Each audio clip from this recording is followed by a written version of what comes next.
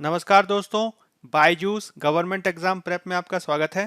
आज की तारीख है 11 जनवरी 2021 और आज हम चर्चा करने जा रहे हैं द हिंदू अखबार में आए हुए कुछ प्रमुख आलेखों और एडिटोरियल्स पर, जिसके तहत हम प्रारंभिक परीक्षा और मुख्य परीक्षा दोनों से संबंधित कुछ महत्वपूर्ण अभ्यास प्रश्नों की भी चर्चा करेंगे। तो चलिए शुरू करते हैं। आज की हमारी पहली खबर एडिटोरियल पेज नंबर 6 से ली गई है और इसका संबंध जीएस पेपर 3 में अर्थव्यवस्था से है। मुख्य रूप से यह जो एडिटोरियल हमारे समक्ष है, इसको भारतीय रिजर्व बैंक के पूर्व गवर्नर डी सुब्बा राव जी द्वारा लिखा गया है और मुख्य रूप से यह चर्चा करने जा रहे हैं आरबीआई की मौद्रिक नीति के संदर्भ में।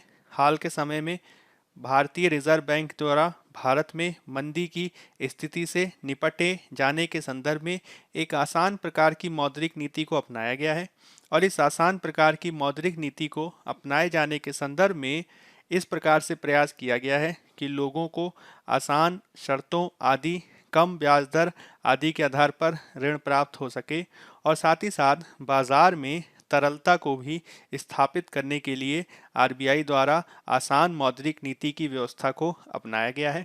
हालांकि इसके संदर्भ में डी सुब्बा राव जी का यह तर्क है कि जैसे जैसे अर्थव्यवस्था की स्थिति में बेहतर ढंग से हम सुधार देख रहे हैं, उसी के दृष्टिकोण से अब वह समय भी आ गया है कि हम आसान मौद्रिक नीति से एक बेहतर दूसरे प्रकार की मौद्रिक नीति को जाने की तरफ हम नियोजन करना प्रारंभ कर दें, क्योंकि आसान मौद्रिक नीति अपनाए जाने के साथ ही भारतीय अर्थव्यवस्था में मुद्रास्फीति की प्रवृत्तियां भी दिखाई दे रही हैं। मुद्रास्फीति यानी महंगाई भी दिखाई दे रही है और चूंकि आरबीआई मौद्रिक नीति के माध्यम से मुख्य रूप से मुद्रास्फीति पर ही नियंत्रण करने का कार्य करता है, तो इसके तहत आरबीआई के समक्ष अभी बहुत सारी ऐसी चुनौतियां विद्यमान हैं जिसे आरबीआई को निवारित करना होगा। तो इसके तहत हम कुछ चुनौतियों के बारे में चर्चा करेंगे और साथ ही साथ हम यह भी देखने का प्रयास करेंगे कि किस प्रकार से आरबीआई एक आसान मौद्रिक नीति की व्यवस्था से आगे चलकर वह दूसरे प्रकार की मौद्रिक नीति को यदि अपनाता है, मॉनेटरी पॉलिसी को यदि वह अपनाता है, तो इसके संदर्भ में उसे क्या किया जाना चाहिए। तो संदर्भ क्या है? संदर्भ मैंने आपको बताया कि कोविड-19 की पृष्ठभूमि में रिजर्व बैंक ऑफ इंडिया यानी आरबीआई के द्वारा एक आसान मौद्रिक नीति को अपनाया गया। इस आसान मौद्रिक नीति के तहत बाजार में तरलता को बढ़ाने का प्रयास किया जाता है और साथ ही साथ जो नीतिगत ब्याज दरें जैसे कि रेपो रेट आदि होता है, उसको भी कम करने का प्रयास किया जाता है और इसके माध्यम से कोशिश की जाती है कि यदि अर्थव्यवस्था में मंदी की स्थितियां आदि देखी जा रही हों, तो उनको दूर किए जाने के लिए प्रयास किया जा सके। हालांकि अब बहुत सारे विशेषज्ञों जैसे कि सुब्बा राव आदि, उनका ये तर्क है कि आने वाले समय में हमें आसान मौद्रिक नीति की से भी बाहर निकलने के लिए एक निश्चित नियोजन की आवश्यकता होगी। तो पृष्ठभूमि मैंने आपको बताई कि किस प्रकार से भारतीय अर्थव्यवस्था कोविड-19 की महामारी का सामना कर रही है। इसके तहत जो 2020 और 2020-21 का जो वित्तीय वर्ष है, उसके जो आंकड़े आए हैं वो ये बताते हैं कि पहली छमाही में भारतीय अर्थव्यवस्था तकनीकी तौर पर मंदी की स्थिति में विद्यमान है। आरबीआई के द्वारा इसमें मांग को बढ़ाए जाने का प्रयास किया जा रहा है ताकि मांग को बढ़ाकर भारतीय अर्थव्यवस्था में जीडीपी को बढ़ावा दिया जा सके और जीडीपी को बढ़ावा देने के दृष्टिकोण से आरबीआई के द्वारा इसके संदर्भ में मुद्रा आपूर्ति को बढ़ाए जाने का भी प्रयास किया गया है, जिसके तहत आसान मौद्रिक नीति को अपनाया गया है और इसके तहत ब्याज दरों को कम रखने की नीति को अपनाया गया है। अब यह उस वातावरण में किया गया जब भारतीय अर्थव्यवस्था में मुद्रास्फीति यानी महंगाई की दर भी आरबीआई द्वारा निर्धारित किए गए बैंड 4 से 6%, इसका मतलब आरबीआई के समक्ष यह लक्ष्य है कि वह मुद्रास्फीति को 4 से 6% के बैंड में रखे, उससे ज़्यादा या उससे कम ना होने दे। बावजूद इसके हाल के बहुत सारे आंकड़े यह बताते हैं कि अर्थव्यवस्था में जो मुद्रास्फीति यानी महंगाई की दर है, वह 6% से ऊपर जाती हुई दिख रही है। अब इसका होने के बावजूद आरबीआई ने, चूंकि उसके समक्ष निश्चित रूप से ग्रोथ को बढ़ाने की भी चुनौती थी, इसी के चलते आरबीआई द्वारा अभी हाल में ही जो मौद्रिक नीति की समीक्षा की गई, उसमें भी नीतिगत दरों को कम नहीं किया गया अथवा बढ़ाया नहीं गया। और इसके माध्यम से मुख्य रूप से आरबीआई द्वारा यह कोशिश की जा रही है कि वह अर्थव्यवस्था को बेहतर करने के लिए अपने भी प्रयासों को कर सके। हालांकि यह लगातार उम्मीद की जा रही है कि 2020-2021 की जो तीसरी और चौथी तिमाही होगी, उसमें मांग में और सुधार होगा। अर्थव्यवस्था भी इसके माध्यम से धीरे धीरे प्रगति की ओर जाएगी और ऐसी स्थिति में भविष्य में आरबीआई को आसान मौद्रिक नीति से मुद्रास्फीति को नियंत्रित करने की नीति पर भी कार्य करने की आवश्यकता है। और यदि आरबीआई इसके संदर्भ में प्रयास करना चाहता है तो निश्चित रूप से उसको निश्चित प्रकार की एक योजना बनाने की जरूरत है। हालांकि इस पूरी, आप यह कह सकते हैं, इस पूरी यात्रा में आरबीआई के समक्ष बहुत सारी चुनौतियां विद्यमान हैं। जैसे कि सबसे पहली तो चुनौती यह है कि हम अर्थव्यवस्था को बढ़ावा देना चाहते हैं, लेकिन साथ ही साथ हमारे समक्ष बढ़ती मुद्रास्फीति, बढ़ती महंगाई की भी चुनौती है। यह आरबीआई के समक्ष एक प्रकार की नीतिगत दुविधा को सामने रख देता है, जिसके तहत कोविड-19 परिस्थितियों के चलते अर्थव्यवस्था अनिश्चितता के दौर में दिखाई देती है। हालांकि रिजर्व बैंक ऑफ इंडिया लगातार यह भी कोशिश करता रहा है कि वह मुद्रास्फीति यानी महंगाई पर भी नियंत्रण रख सके। यही कारण है कि एक प्रकार के, आप कह सकते हैं, दोहरी प्रकार की दुविधा होने के चलते मुद्रास्फीति के उच्च होने के बावजूद, आरबीआई के टारगेट से बाहर होने के बावजूद आरबीआई ने हालिया मौद्रिक नीतिगत दरों में कटौती नहीं की और इस तरीके से वह कुछ चुनौतियों का सामना निश्चित ही कर रहा है। इसके संदर्भ में आरबीआई का ये अनुमान है कि जब से हमने अनलॉक की प्रक्रिया को अपनाया है, उसके बाद से ही लगातार ये आशा की जा रही है कि जो आपूर्ति पक्ष की बाधाएं थीं, जिसमें वस्तुओं के एक स्थान से दूसरे स्थान पर विविध प्रकार के प्रतिबंध वगैरह लगे थे, परिवहन के साधनों का पूरी तरीके से, आप कह सकते हैं, यूटिलाइजेशन नहीं हुआ था। अब अनलॉक की प्रक्रिया में ये धीरे धीरे बाधाएं हट रही हैं, जिससे वस्तुओं के आदान प्रदान में, एक जगह से दूसरे जगह के परिवहन में जो पहले आपूर्ति पक्ष जैसी बाधाएं थीं, अब वो कम होती जाएंगी। इसके अलावा यह भी उम्मीद की जा रही है कि जो दिसंबर की फसल है, रबी की फसल, उसके जो उत्पाद हैं वह भी बाजार में आएंगे, जिससे खाद्य स्तर पर जो मुद्रास्फीति देखी जा रही है वह कम होगी। और इसके माध्यम से आरबीआई ये अनुमान लगा रहा है कि हम आने वाले समय में खाद्य मुद्रास्फीति के, आप कह सकते हैं, जो चुनौती है उसका निवारण कर पाने में सक्षम होगा। अब यह तो मुद्रास्फीति के संदर्भ में आरबीआई का एक सकारात्मक सा अनुमान है। हालांकि मुद्रास्फीति के कुछ दूसरे कारक भी हैं जिसको नियंत्रित किए जाने की आवश्यकता है। इसमें वर्तमान में एक बहुत बड़ा कारक यह देखा जा रहा है कि चूंकि मंदी की जो मार है, जो उसकी नकारात्मक स्थिति है, वह बड़ी बड़ी कंपनियों को भी पड़ी है और बड़ी बड़ी कंपनियां अपने प्रॉफिट मार्जिन को बना सकें, अपने लाभ को बना के रख सकें, इसके लिए वो कर ये रही हैं कि वह वस्तुओं के बेचे जाने के संदर्भ में एक जो उनका मार्जिन होता है उसको अत्यधिक रखने की नीति को अपना रही हैं, जिसके तहत यदि किसी वस्तु को बनाने में उन्हें 2 रुपया लगता है और वह उसे पारंपरिक तौर पर, कह सकते हैं आप, 4 रुपए में बेचे जाने की नीति को अपनाती थी, अब उसी को बढ़ाकर वो 6 रुपए की बेचे जाने की नीति को अपना रही हैं, ताकि इसके माध्यम से जो 2 रुपया एक्स्ट्रा उनके पास आए, उससे वह उस चीज का, आप कह सकते हैं, आप मांग को गिरने से जो वस्तुओं की बिक्री में कमी आई है उसकी वे प्रतिक्रिया कर सकें, उसको वे कंपनसेट कर सकें। इसके लिए कंपनियां जो हैं कार्य कर रही हैं और इसके तहत कोशिश ये की जाती है कि वस्तुओं की कीमत को थोड़ा सा अधिक रखा जाए, ताकि जो मंदी की समस्या से कंपनियों को देखना पड़ रहा है नकारात्मक स्थिति, उससे वो उबर सकें। अब इसके संदर्भ में जो प्रॉफिट मैक्सिमाइजेशन या फिर मार्जिन को ज़्यादा रखने की जो नीति है, वह भी कहीं ना कहीं मुद्रास्फीति को, वस्तुओं के दामों को बढ़ाती है, जिसको रोके जाने के लिए कार्य किए जाने की आवश्यकता है। दूसरी ओर आरबीआई के समक्ष लगातार ये चुनौती बनी हुई है कि किस प्रकार से मुद्रास्फीति को कम रखते हुए हम मांग को बढ़ावा दे सकें, और यह भी एक बहुत बड़ी चुनौती है। इसके तहत कई बार ये देखा जाता है कि जब आरबीआई या दूसरी संस्थाएं मांग आदि को बढ़ावा देने के लिए आसान दरों पर लोगों को ब्याज कम करके ऋणों को प्रदान करती हैं, तो इससे मांग तो बढ़ जाती है, लेकिन कई बार इससे महंगाई की स्थिति भी देखने को मिलती है, जिसके परिणाम जो हैं वो ज़्यादा बेहतर दिखाई नहीं देते। तो यह एक प्रकार की दुविधा है जिसको दूर करने के लिए आरबीआई को प्रयास करने होंगे। इसके तहत कई बार ये होता है कि जब मांग में लगातार कमी बनी रहे, मंदी की स्थिति लगातार देखी जाए, तो बड़ी बड़ी कंपनियां अपनी लागत को कम करने के लिए लोगों को निकालने की प्रवृत्ति भी रख सकती हैं, और इस तरीके की स्थिति यदि लंबे समय तक बरकरार रहती है तो इससे बेरोजगारी की स्थिति काफ़ी बढ़ सकती है। तो सरकारों के साथ आरबीआई को भी इसके संदर्भ में कार्य करना होगा।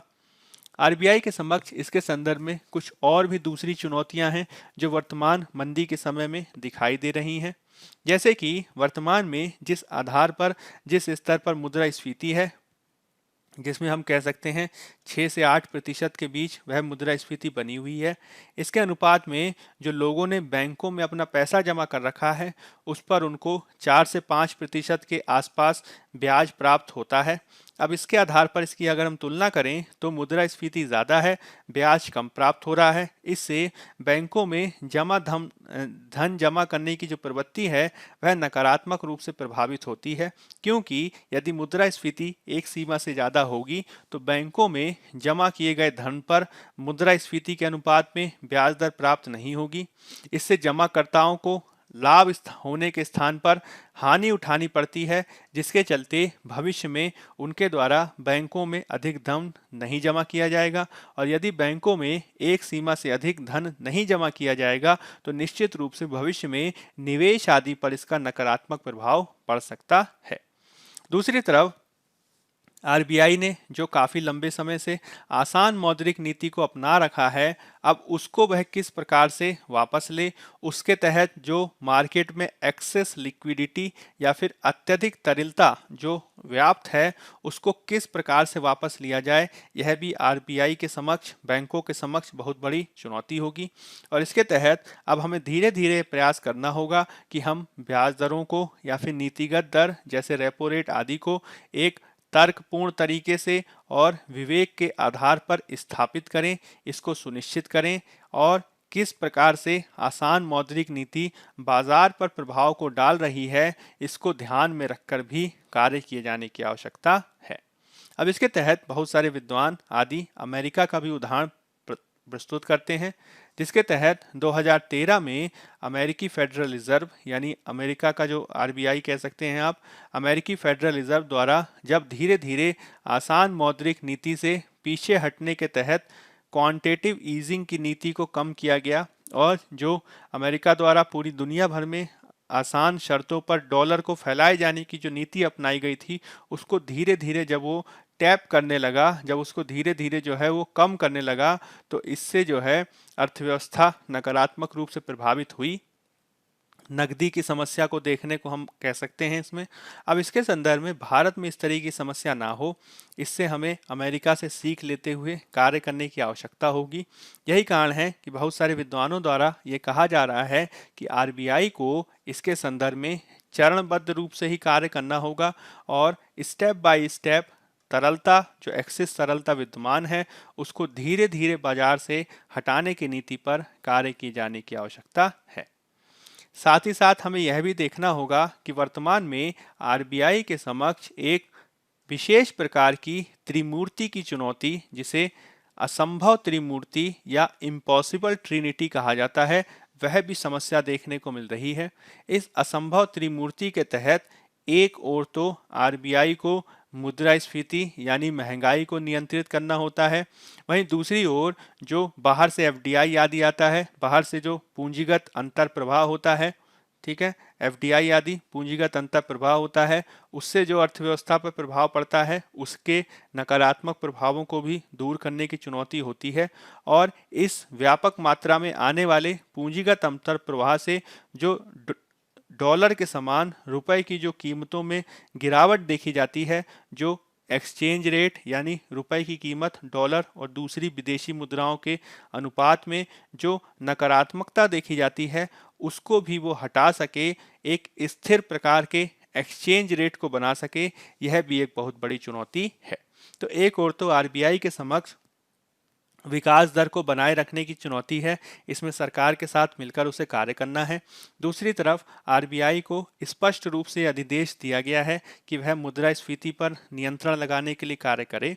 दूसरी तरफ यदि मार्केट में लगातार बड़ी मात्रा में विदेशी पूंजी का अंतर प्रवाह, बहिर्प्रवाह आदि होता रहेगा, तो इससे जो भारतीय रुपए की जो कीमत है उसमें बहुत तेजी से उतार और चढ़ाव आते रहेंगे। तो किस प्रकार से आरबीआई विदेशी पूंजी के अंतर प्रवाह, बहिर्प्रवाह पर एक बेहतर प्रकार से नियंत्रण रख सके, किस प्रकार से वह रुपए की कीमत को एक बेहतर एक्सचेंज रेट के आधार पर बना के रख सके, यह भी उसके लिए एक बहुत बड़ी चुनौती है। अब इसके तहत इसको किया जाना भी और इसको इम्प्लीमेंट किया जाना भी काफ़ी चुनौतीपूर्ण होगा, क्योंकि यदि बड़ी मात्रा में बाह्य मुद्रा का आवागमन देखा जाएगा तो इसका प्रभाव निश्चित रूप से भारतीय रुपए पर पड़ेगा, जिससे मुद्रास्फीति भी बढ़ती हुई देखी जा सकती है और इसके लिए हमें आरबीआई को कार्य करने की जरूरत होगी।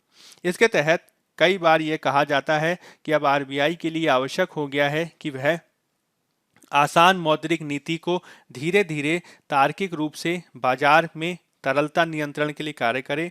इसके संदर्भ में वह मार्केट की बदलती परिस्थितियों के अनुसार कार्य करे और साथ ही साथ वह बढ़ती मुद्रास्फीति को रोकने के साथ ही भारत में अर्थव्यवस्था को बढ़ावा देने के लिए भी सरकार के साथ मिलकर कार्य करे। तो निश्चित रूप से आरबीआई के समक्ष बहुत सारी चुनौतियां विद्यमान हैं और इन चुनौतियों के परिप्रेक्ष्य में ही आरबीआई को कार्य करने की आवश्यकता है। चलिए अब हम बात कर लेते हैं एक और दूसरे खबर की, जो पेज नंबर 7 पर दिया गया है और इसका संबंध जीएस पेपर 3 में आप कह सकते हैं पर्यावरण से भी है और अर्थव्यवस्था से भी इसका संबंध है। मुख्य रूप से यह संबंधित है भारत में इलेक्ट्रिक वाहन को बढ़ावा दिए जाने से, इलेक्ट्रिक मोबिलिटी को बढ़ावा दिया जाने से। भारत की इलेक्ट्रिक मोबिलिटी के एक दृष्टिकोण की यह चर्चा करता है। इसके संदर्भ में किस प्रकार से भारत द्वारा प्रयास किए गए हैं, विदेश नीति के संदर्भ में इसमें किस प्रकार से बदलाव देखे जा सकते हैं, इन सब की इसमें चर्चा की गई है। तो संदर्भ क्या है? संदर्भ है भारत किस प्रकार से प्रगतिशील रूप से अब धीरे धीरे इलेक्ट्रिक वाहनों की तरफ प्रस्थान कर रहा है। इसके संदर्भ में जब भारत द्वारा 2030 तक ये कोशिश की जा रही है कि हम बड़ी मात्रा में इलेक्ट्रिक वाहनों को अपना सकें, तो इस इलेक्ट्रिक वाहनों को अपनाने के संदर्भ में बहुत सारे लाभों की चर्चा की जाती है, जिसके तहत पारंपरिक वाहन जो कच्चे तेल, पेट्रोल, डीजल आदि पर निर्भर होते हैं, उनकी तुलना में इलेक्ट्रिक वाहन अधिक सतत और दीर्घकालिक रूप में लाभकारी होते हैं। इसके तहत यह भारत की जो कच्चे तेल पर निर्भरता है, जो ऊर्जा सुरक्षा की आवश्यकताएं हैं, उनके संदर्भ में वे भारत को आत्मनिर्भर बना सकते हैं, जिसके तहत सरकारें प्रतिवर्ष जो विदेशी मुद्रा खर्च करती हैं उसमें कमी आएगी। इससे जो कोयला, पेट्रोल और दूसरे प्रकार के ईंधनों से जो कार्बन उत्सर्जन होता है उसमें भी कमी देखी जाएगी और इससे भारतीय स्वदेशी ऊर्जा क्षेत्र वह भी स्वतंत्र बनेगा। साथ ही साथ यदि बेहतर आर्थिक और पर्यावरणीय विकल्प हमारे समक्ष उपलब्ध होगा इलेक्ट्रिक वाहन के रूप में, तो भारत को इसके संदर्भ में बेहतर अवसंरचना को बनाए रखने की भी एक बेहतर आप कह सकते हैं इंफ्रास्ट्रक्चर रिजीम को बनाए रखने की भी आवश्यकता होगी। अब इसके संदर्भ में यह भी देखा जा रहा है कि यदि भारत धीरे धीरे इलेक्ट्रिक वाहनों की नीति को अपनाएगा तो इससे भारत की जो ऊर्जा विदेश नीति है उसमें भी काफ़ी बदलाव देखे जाएंगे, जिसमें वर्तमान में भारत अपनी ऊर्जा आवश्यकताओं को पूरा करने के दृष्टिकोण से पश्चिम एशिया से संबंधों को बेहतर बनाने के लिए कार्य करने पर बल देता है। लेकिन यदि भारत अब इलेक्ट्रिक वाहनों को अपनाएगा तो इससे भारत की जो ऊर्जा विदेश नीति है उसमें संबंधों का जो निर्माण होगा वो पश्चिम एशिया से हटकर लैटिन अमेरिकी देशों की तरफ ट्रांसफर हो जाएगा। अगर हम आंकड़ों के आधार पर बात करें तो भारत द्वारा 2018-19 में 228.6 मीट्रिक टन कच्चे तेल का आयात किया गया, जो $120 बिलियन का है और दुनिया में वैल्यू के आधार पर भारत इस तरीके से तीसरा सबसे बड़ा तेल आयातक देश बन जाता है। यही कारण है कि हम अपनी निर्भरता को कम कर सकें विदेशों पर। इसके लिए भारत ने इलेक्ट्रिक वाहनों को बढ़ावा देने के लिए फेम नाम की योजना को अपनाया है। फेम, जिसका फुल फॉर्म है faster adoption and manufacturing of hybrid and electric vehicles, यानी भारत में इलेक्ट्रिक वाहनों को बढ़ावा देने की नीति।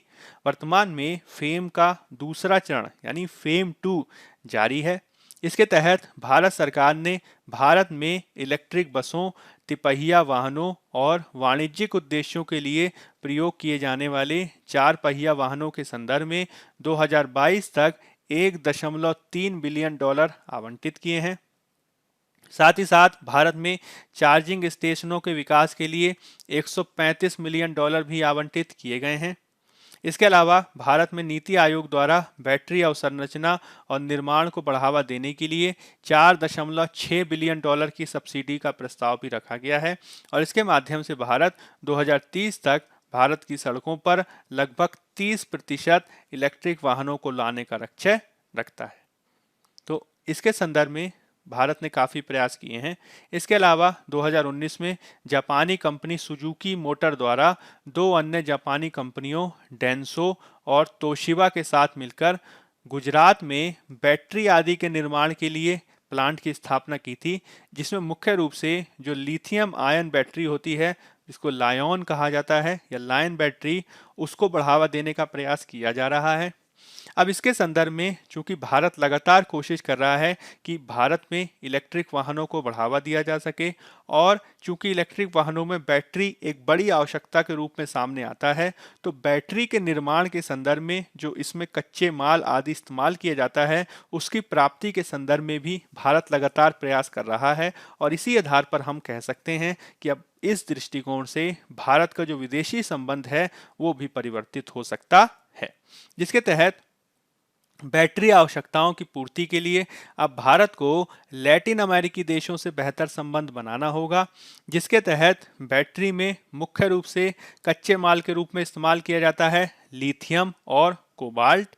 अब यह जो लिथियम और कोबाल्ट है, इसकी जो बड़ी मात्रा में उपस्थिति है वह लैटिन अमेरिका में मुख्य रूप से 3 देशों में विद्यमान है, जिसमें अर्जेंटीना जहां के उत्तर पश्चिम क्षेत्र में, चिली उत्तरी क्षेत्र में और बोलीविया के दक्षिण पश्चिम क्षेत्र में कुल लिथियम भंडारों का 80% प्राप्त होता है।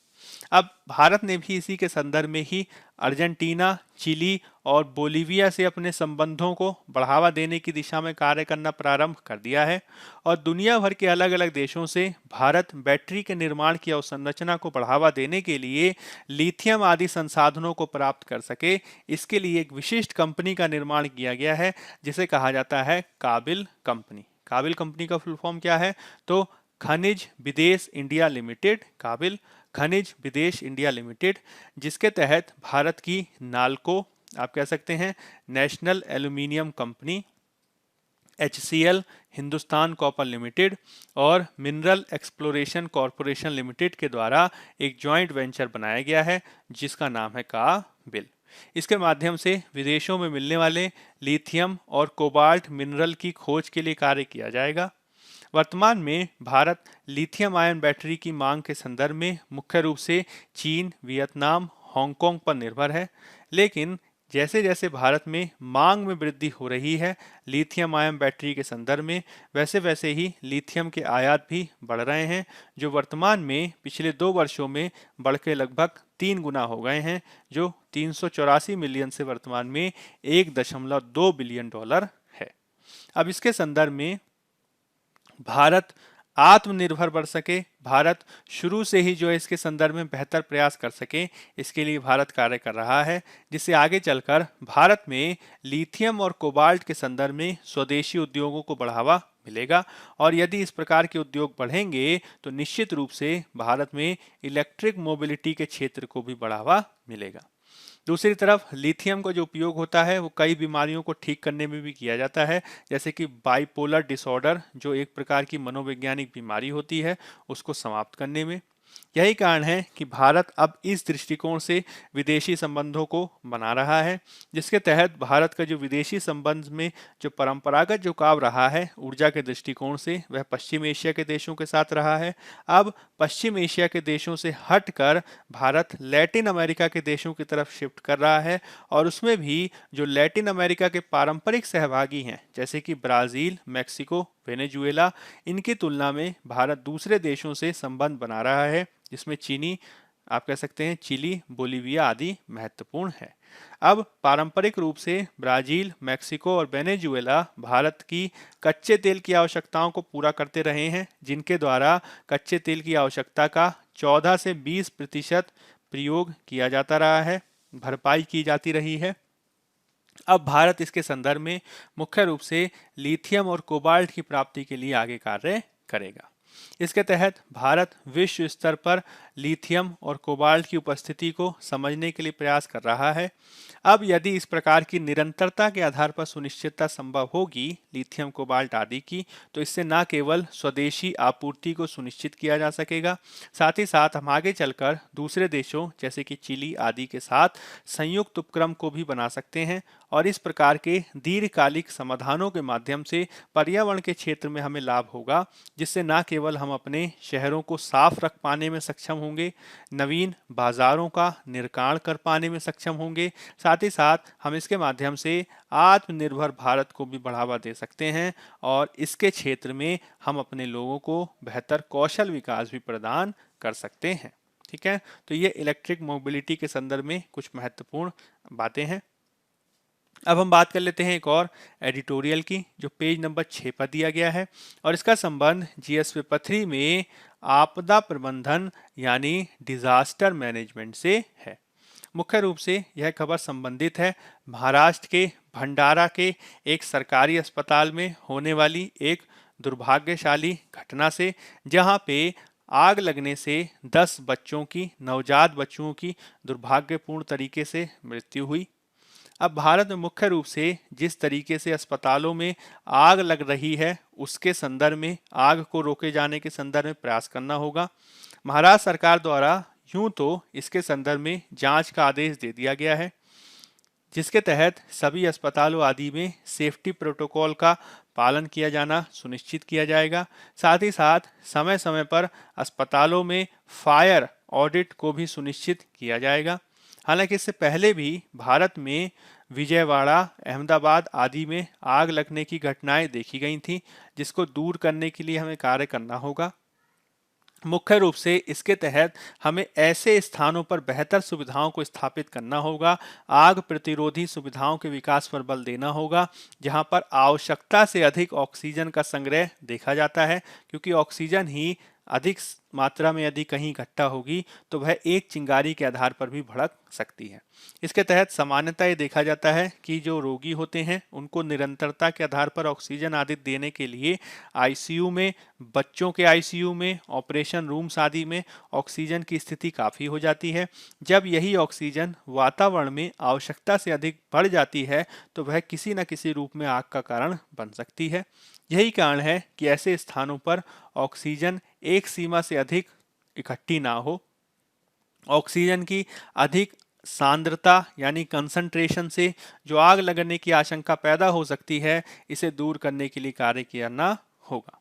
इसके तहत मुख्य रूप से हमें कोशिश करनी चाहिए कि जो एयर कंडीशनिंग की व्यवस्था होती है, या फिर वहाँ पे जो लाइटिंग के साथ जो तार वगैरह लगाए जाते हैं, उसमें किसी प्रकार का स्पार्क ना हो, उसमें किसी तरीके का जो है नकारात्मक स्थिति ना देखी जाए, उसके लिए हमें कार्य करना होगा। साथ ही साथ इसके तहत समय समय पर ऑक्सीजन की मॉनिटरिंग किए जाने की आवश्यकता है, जिसके तहत राष्ट्रीय आधार पर हमें राष्ट्रीय बिल्डिंग सेफ्टी कोड को अंतर्राष्ट्रीय मानकों के अनुसार स्थापित करना होगा। अब इसके संदर्भ में यह भी सुनिश्चित करना होगा कि अंतर्राष्ट्रीय स्तर पर कितने आधार पर ऑक्सीजन की अधिकतम मात्रा को निर्धारित किया गया है।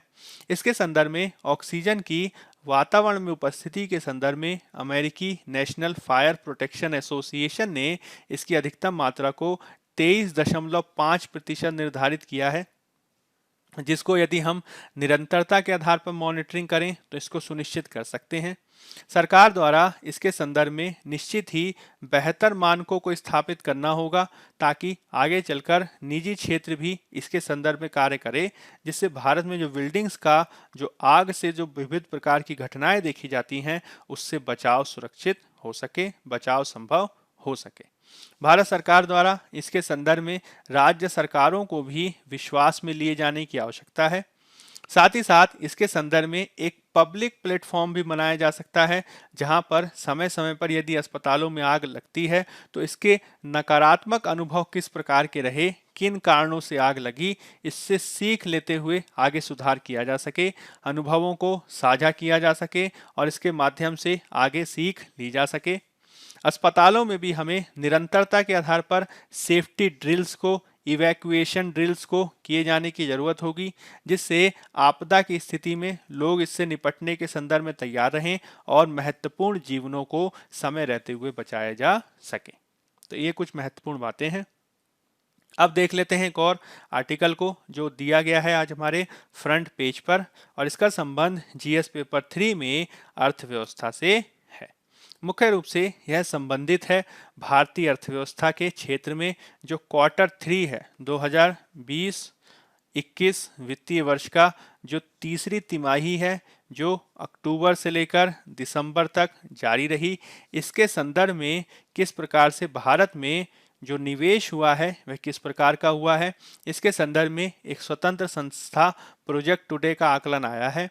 और इसके आधार पर इसका कहना है कि भारतीय अर्थव्यवस्था के क्षेत्र में अक्टूबर से दिसंबर 2020 की जो तृतीय तिमाही है उसमें सरकारी निवेश की तुलना में प्राइवेट इन्वेस्टमेंट ज़्यादा बढ़ा है, जिसके तहत तीसरी तिमाही में भारत में जो कुल पूंजीगत खर्च हुआ, जो अवसंरचना के आधार पर जो नए प्रोजेक्ट की घोषणा हुई, इसके संदर्भ में आंकड़े जारी किए गए हैं, जिसके तहत अक्टूबर से दिसंबर 2020 के काल में महाराष्ट्र और आंध्र प्रदेश में सबसे ज़्यादा 30% नए प्रोजेक्ट के संदर्भ में निवेशकों ने अपने पैसे लगाए हैं। क्वार्टर 3 में कुल मिलाकर 2085 नवीन प्रोजेक्ट्स की घोषणा की गई है। मुख्य रूप से ये प्रोजेक्ट विनिर्माण यानी फैक्ट्री उत्पादन, यूटिलिटी, माइनिंग क्षेत्र में है। हालांकि सिंचाई और बिजली क्षेत्र में निवेश घटे हैं। विनिर्माण क्षेत्र में पिछले क्वार्टर की तुलना में निजी क्षेत्र द्वारा 102% अधिक निवेश किया गया है और इससे क्वार्टर 3 में पिछले क्वार्टर की तुलना में 10% की वृद्धि देखी गई है। इसके तहत यह भी एक देखने वाली बात है कि अक्टूबर से दिसंबर 2020 के काल में सरकार द्वारा जो किया गया निवेश है उसकी संख्या कम है। मुख्य रूप से राज्य सरकारों की भी क्षमता कम हुई है, जो कि चिंता का विषय है। इसके संदर्भ में आंकड़ों के आधार पर बात करें तो पिछली तिमाही की तुलना में लगभग 25% सरकारी निवेश में कमी देखी गई है, जिसे दूर किए जाने के लिए कार्य करने की जरूरत होगी।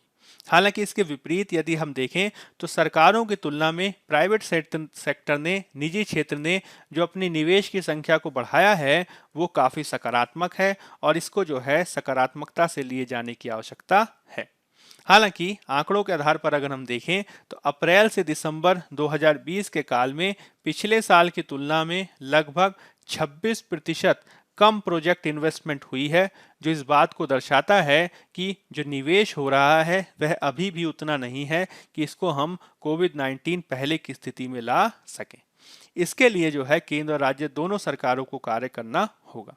जब भी हम बात करते हैं अर्थव्यवस्था क्षेत्र में, अवसंरचना क्षेत्र में निवेश की, तो सबसे पहले हमें सरकारों का ध्यान आता है कि सरकारें जो हैं इसके संदर्भ में ज़्यादा बेहतर ढंग से निवेश करेंगी। केंद्र सरकारें, राज्य सरकारें इसके संदर्भ में बेहतर ढंग से निवेश करेंगी। हालांकि कोविड-19 के चलते सरकारों की आय भी जो है वह नकारात्मक रूप से प्रभावित हुई है, जिसके चलते अर्थव्यवस्था के क्षेत्र में, अवसंरचना के क्षेत्र में सरकारी निवेश कम हुआ है। इसकी तुलना में निजी क्षेत्र का निवेश बढ़ा है। अब इसके संदर्भ में निश्चित रूप से केंद्र और राज्य दोनों सरकारों को कार्य करना होगा।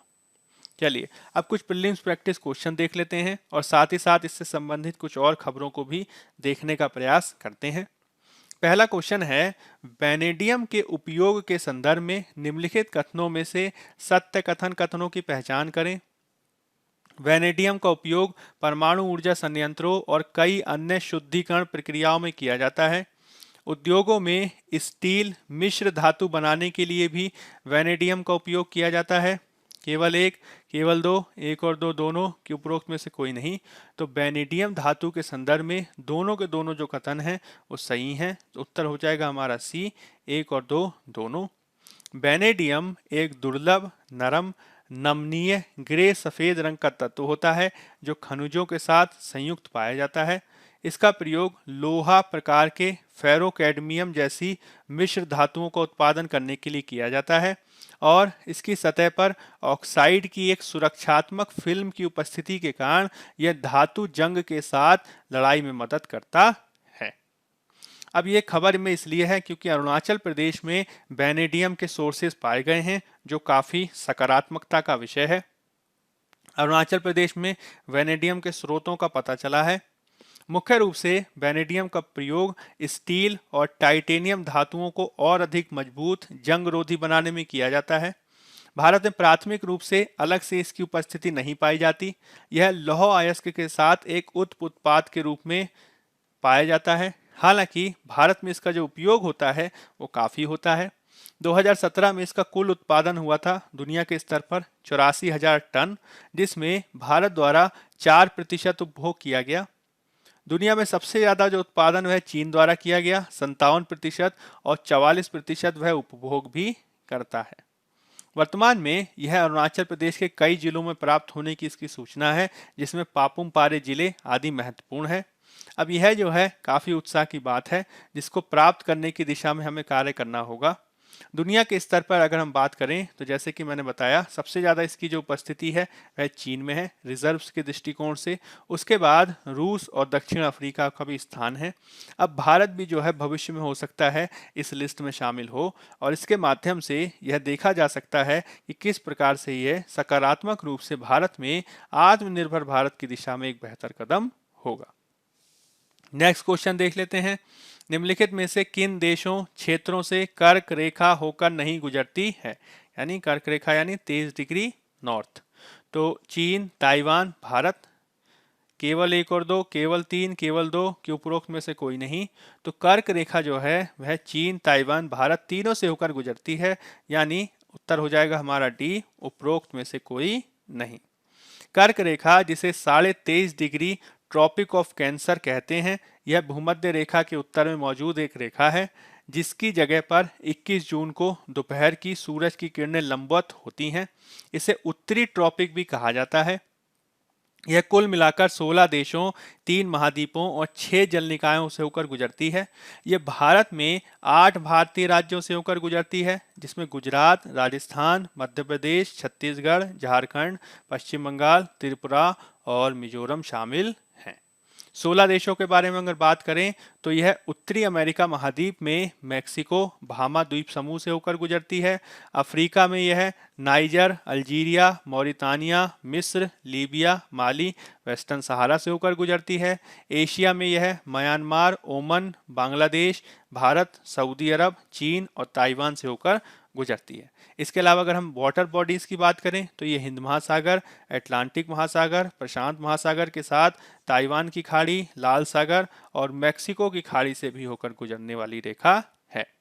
अब इसकी हम बात क्यों कर रहे हैं? तो इसकी हम बात इसलिए कर रहे हैं क्योंकि आज के अखबार में ताइवान जो है काफी महत्वपूर्ण रूप से आया है, जिसमें अमेरिका के द्वारा ताइवान से बेहतर कूटनीतिक संबंधों को बनाने के लिए अब और आक्रामकता से कार्य किया जाएगा। इसके संदर्भ में अमेरिकी विदेश मंत्री ने कहा है कि अब वो चीन सरकार की परवाह नहीं करेंगे और ताइवान से संबंधों को बेहतर बनाएंगे। अमेरिकी राजदूत इसके संदर्भ में ताइवान यात्रा की बात कर रहे हैं। इससे पहले अगस्त में अमेरिकी स्वास्थ्य सचिव यानी स्वास्थ्य मंत्री भी ताइवान जा चुके हैं और 2014 के बाद वो उनकी पहली यात्रा देखी गई थी। हालांकि इसके संदर्भ में दोनों देश यानी चीन और अमेरिका के बीच एक ओर तो तनाव बढ़ सकता है, वहीं दूसरी ओर यदि अमेरिका और ताइवान के मध्य सहमति बढ़ती है तो निश्चित रूप से अंतर्राष्ट्रीय स्तर पर दूसरे प्रकार के समीकरण देखने को मिलेंगे। जैसा कि आपको पता होगा कि ताइवान के संदर्भ में चीनी सरकार वन चाइना पॉलिसी को अपनाती है, जिसके तहत चीन ताइवान को चीन का ही भाग मानता है और दूसरे देशों से संबंध भी इसी आधार पर मानता है। ताइवान को उसने किसी भी अंतर्राष्ट्रीय संगठन का सदस्य इस आधार पर बनने नहीं दिया है कि वह अलग से कोई देश नहीं है। हालांकि ताइवान खुद को अलग से देश के रूप में बताता है। ताइवान से कोई पृथक रूप से संबंध स्थापित करता है तो चीन द्वारा उससे आक्रामक रूप से निपटा जाता है और उनसे तनाव विच्छेद की धमकी दी जाती है। अब जब अमेरिका द्वारा स्वतंत्र रूप से ताइवान से संबंध बनाए जाएंगे तो निश्चित रूप से तनाव को बढ़ते हुए देखा जाएगा, जिसे भविष्य में देखे जाने की आवश्यकता है। यह आप मैप में देख सकते हैं। यह जो है आप व्हाइट कलर में आप देखेंगे ट्रॉपिक ऑफ कैंसर, यानी इसे हिंदी में कहा जाता है कर्क रेखा। कर्क रेखा जो है वह चीन ताइवान दोनों से होकर गुजरती है। यह ताइवान स्टेट से भी होकर गुजरती है। अब यहाँ पे आप देख सकते हैं कि यह जो है ताइवान की स्थिति है। ताइवान एक द्वीप है जो चीन के पास अवस्थित पूर्वी चीन सागर और आप दूसरे स्टेट्स जो हैं साउथ चाइना सी के आसपास ये द्वीप है। इसके संदर्भ में आप बहुत सारे दूसरी चीज़ भी देख सकते हैं, जैसे कि गल्फ ऑफ टोनकिन, यहाँ पे आपको है लिजाऊ पेनिनसुला, हांगकांग का क्षेत्र भी आपको दिखाई दे रहा होगा। मुख्य रूप से दक्षिणी चीन सागर जो है वह कई राष्ट्रों के मध्य विवाद का विषय बना हुआ है, क्योंकि चीन जो है वो दक्षिणी चीन सागर के पूरे क्षेत्र पर अपनी पुष्टि को करता रहता है। चलिए नेक्स्ट क्वेश्चन देख लेते हैं। रुक्मणी देवी अरुंडेल निम्नलिखित में से किन क्षेत्रों में अपने योगदान के लिए जानी जाती हैं? कला क्षेत्र फाउंडेशन की स्थापना, भरतनाट्यम नृत्य का पुनर्जीवन, पशुओं के विरुद्ध क्रूरता अधिनियम को बनाया जाना।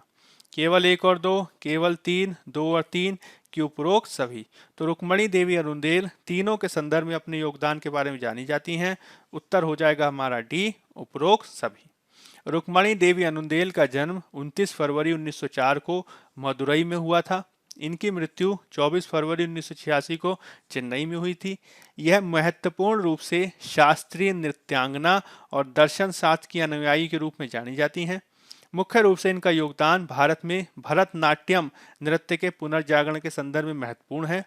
साथ ही साथ इन्होंने मद्रास, जो वर्तमान में चेन्नई है, वहाँ पे कला क्षेत्र फाउंडेशन नाम की संस्था की भी स्थापना की थी, जो भरतनाट्यम और दूसरे भारतीय परंपराओं के साथ थियोसॉफी के आदर्शों यानी एकेश्वरवाद के आदर्शों को रक्षित करने और लोकप्रिय बनाने के संदर्भ में एक महत्वपूर्ण संस्था है।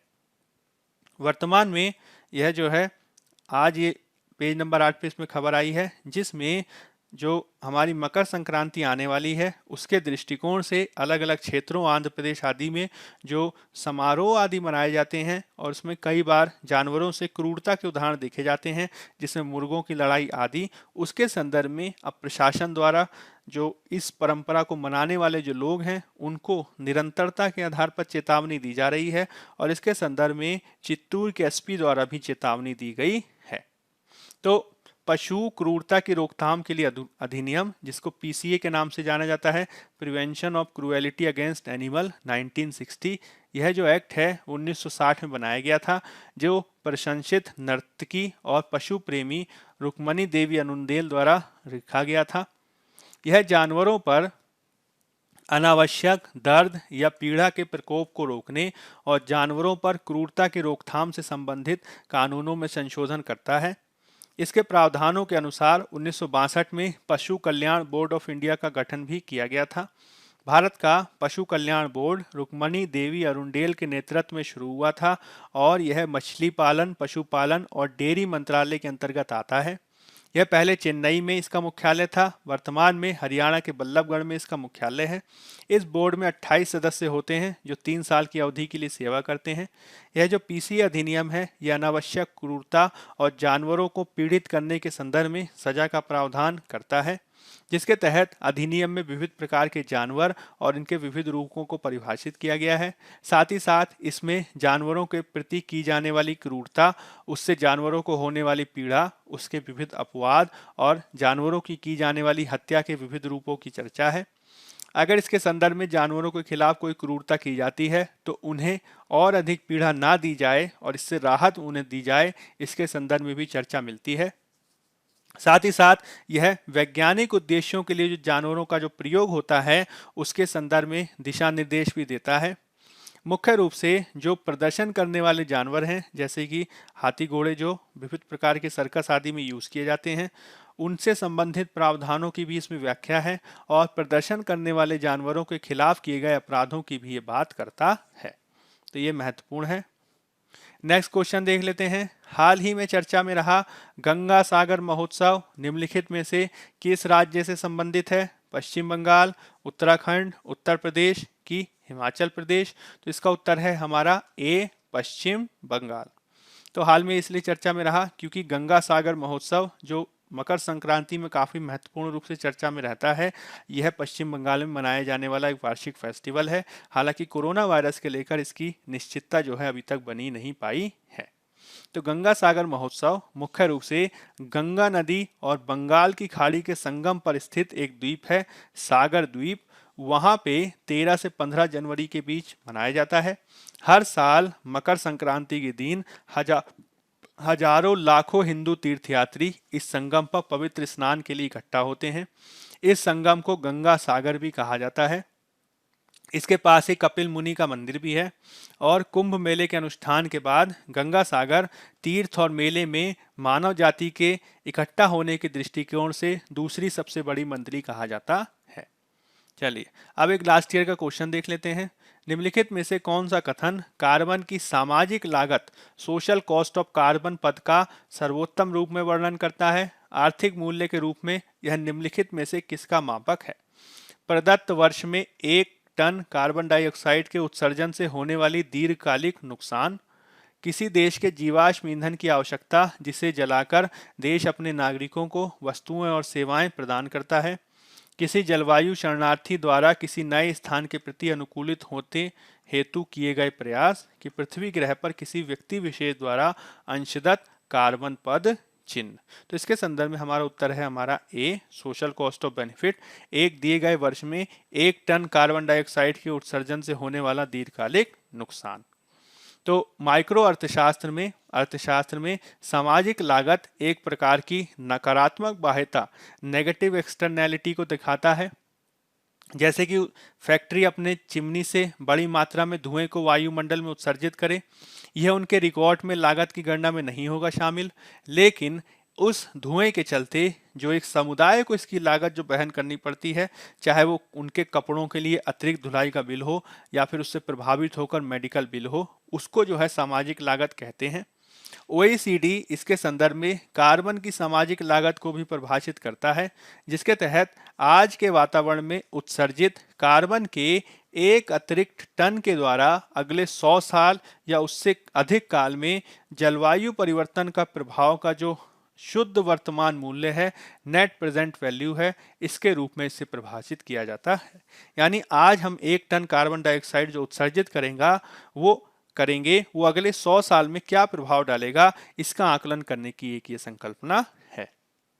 अब कुछ मेंस प्रैक्टिस क्वेश्चन देख लेते हैं। मुद्रास्फीति को नियंत्रित करने और अर्थव्यवस्था की रिकवरी का समर्थन करने के बीच तनाव के प्रबंधन के संदर्भ में RBI एक कठिन चुनौती का सामना करता है। उदाहरण देकर स्पष्ट करें। 250 शब्द 15 अंक। इलेक्ट्रिक वाहनों पर स्थानांतरण का समर्थन करने से लिथियम और कोबाल्ट उद्योग के घरेलू रूप से बढ़ने की संभावना है। इस संदर्भ में भारत के लिए उसके इलेक्ट्रिक मोबिलिटी विजन, इलेक्ट्रिक वाहन दृष्टिकोण से उत्पन्न होने वाले प्रमुख मुद्दों का मूल्यांकन करें। 250 शब्द 15 अंक। तो आज की परिचर्चा के आधार पर आप इन दोनों प्रश्नों को लिखने का प्रयास कर सकते हैं। तो बायजूस गवर्नमेंट एग्जाम प्रेप के आज के इस अंक में हमने चर्चा की ज़्यादा से ज़्यादा कॉन्सेप्ट्स और फैक्ट्स की। यदि आपको हमारे इनिशिएटिव पसंद आ रहे हैं तो अधिक से अधिक लाइक, शेयर और सब्सक्राइब करें। होपफुली आज का जो अंक है वो आपको पसंद आया होगा। तब तक के लिए आप सबका